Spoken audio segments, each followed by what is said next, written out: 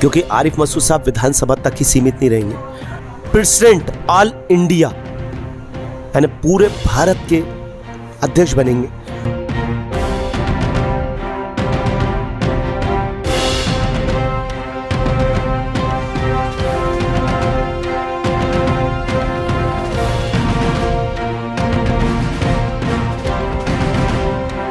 नमस्कार दोस्तों, दिवाली का माहौल है देश में और दिवाली की तरह जो हमने अभी शुरू में वीडियो दिखाई आतिशबाजी और लोगों का जो मुहावरा था आरिफ मसूद साहब के लिए आया था और उन्हें बुलाया था हमारे अमीन राजा साहब ने। तो इनसे हम आज कुछ सवाल जवाब करेंगे और इनसे पूछेंगे कि कैसा क्या रहा आज का माहौल। जी सर, आप बताएं, आज आरिफ मसूद साहब यहाँ आए तो उनको बुलाने से लेके उनके आपके घर के आने तक और जो भी उनके आपके लोगों से मिलने तक का सारा जो वाक़या था वो आप थोड़ा हमारी जनता को बताना चाहेंगे? सर, ये विधानसभा चुनाव का मुद्दा है। MLA member of legislative assembly एक विधायक चुना जाता है मध्य प्रदेश के अंदर।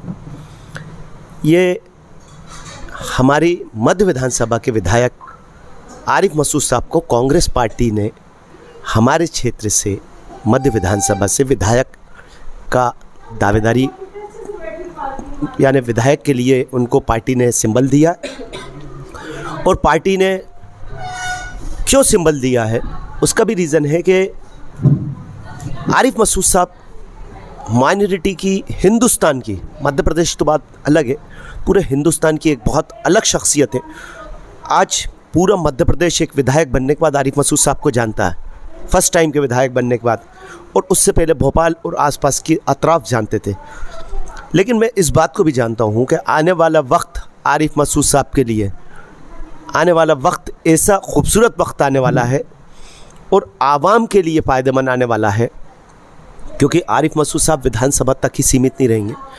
ये हिंदुस्तान के माइनॉरिटी के प्रेसिडेंट ऑल इंडिया यानी पूरे भारत के अध्यक्ष बनेंगे और ये राज्यसभा चुने जाएंगे और वहाँ से पूरे हिंदुस्तान की आवाज़ बन के वहाँ से अपनी बात रखेंगे।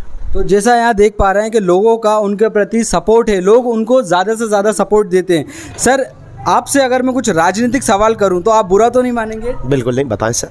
यहाँ पर मैंने जब थोड़ा सर्वे किया तो मुझे पता चला कि इससे पहले आप किसी दूसरी पार्टी में थे, मैं उस पार्टी का नाम नहीं लेना चाहूँगा, लेकिन उस पार्टी से इधर शिफ्ट होने का कोई महत्वपूर्ण कारण या फिर आपको ऐसा लगता है कि वो पार्टी इस पार्टी से बेहतर थी, इसका थोड़ा हमारी जनता को तफसील से बताएं। देखिए, मैं आज आपको एक बात बताऊँ, मैं आम आदमी पार्टी में था, मुझे आम आदमी पार्टी से कोई परहेज़ नहीं। मैं आपको सही बताता हूँ, आम आदमी पार्टी ने मुझे बहुत इज़्ज़त दी, बहुत तरजीह दी, और लेकिन आम आदमी पार्टी को अभी कम से कम विकसित होने में, बड़ा होने में, पेड़ बनने में कम से कम 10 से 20 साल तो लगना ही लगना है। लेकिन आज हमें बूस्ट की ज़रूरत है।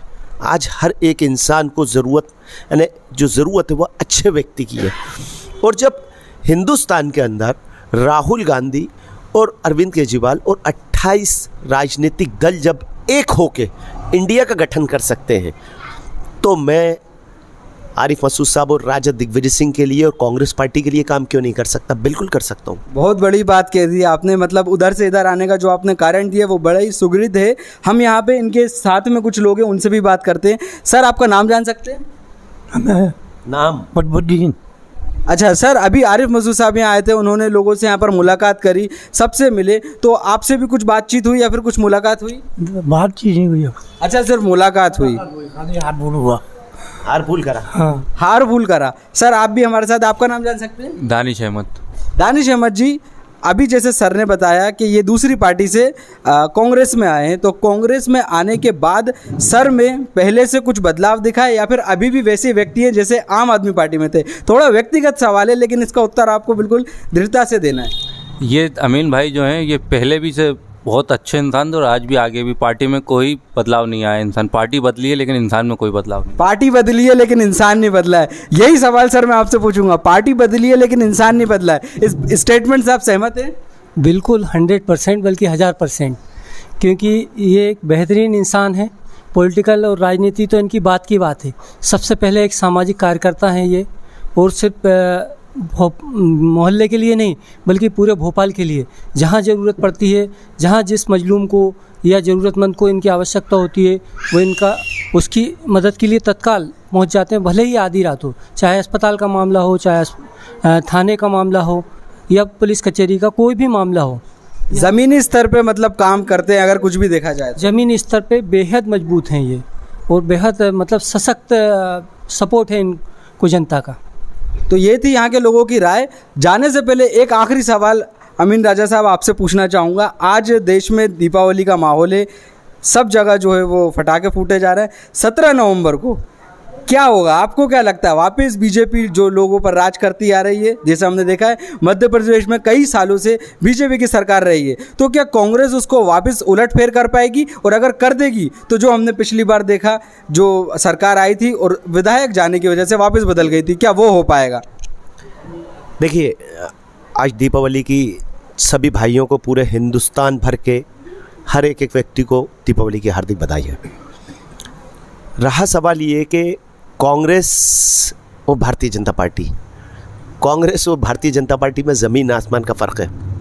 कांग्रेस को लोग कब से पसंद कर रहे हैं इस बात को, जब मैंने हमारे बाप दादाओं से लेकर आज तक भरोसा कर रहा है, विश्वास कर रहा है, उसका कुछ तो रीज़न होगा। और जो भारतीय जनता पार्टी के अंदर जो लोग विश्वास कर रहे हैं, उनके साथ ही भारतीय जनता पार्टी विश्वासघात करती है। आज आप महंगाई देख ले, चाहे हिंदू भाई हो चाहे मुसलमान हो, वो किसी के नहीं हुए और ज़िंदगी भर नहीं हो सकते। ये बात मैं आज आपको बताना चाहता हूँ आपके चैनल के माध्यम से। न ये हिंदू भाई के होंगे भारतीय जनता पार्टी, ना मुसलमान की होगी, ना शिक्षित की होगी, ना बेरोज़गार की होगी, ये किसी की नहीं होगी, ना महिला की होगी, ना पुरुष की। सिर्फ एक लॉलीपॉप पकड़ा देते हैं। नौजवानों के अंदर नफ़रत की भावना और महिलाओं के अंदर जो लाडली बहना और ये सारी चीज़ें, आपने पेंशन बंद कर दी बुज़ुर्गों की, महिलाओं का आप 1-1 हज़ार रुपये दे रहा हो, उससे ज़्यादा तो आपने महंगा सामान कर दिया।